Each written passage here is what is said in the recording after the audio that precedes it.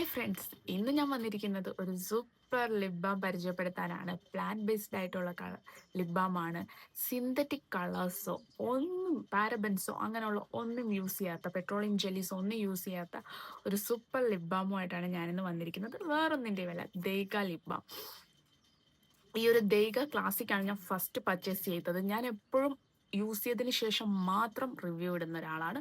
അപ്പോൾ ഞാൻ ഇത് കംപ്ലീറ്റ്ലി കഴിഞ്ഞത് കൊണ്ടാണ് ഞാൻ റിവ്യൂ ഇടാമെന്ന് വിചാരിച്ച്. ഈ ഒരു ക്ലൈമറ്റിൽ നിങ്ങൾ മസ്റ്റായിട്ട് ഇത് വാങ്ങി ഒന്ന് ട്രൈ ചെയ്ത് നോക്കുക.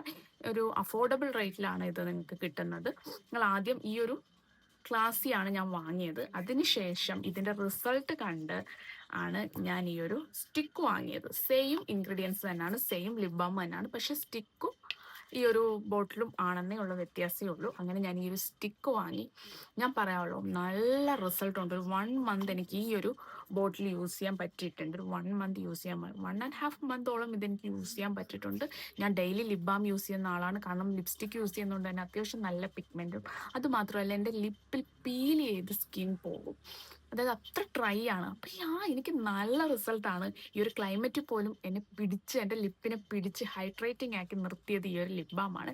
നിങ്ങൾ ലിപ് ബാം വാങ്ങാനിരിക്കുന്നതാണെങ്കിൽ മസ്റ്റായിട്ട് ഈ ഒരു ദേഗയുടെ ലിപ് ബാം ട്രൈ ചെയ്ത് നോക്കുക. ഭയങ്കര സൂപ്പറാണ്. അപ്പോൾ താങ്ക് യു.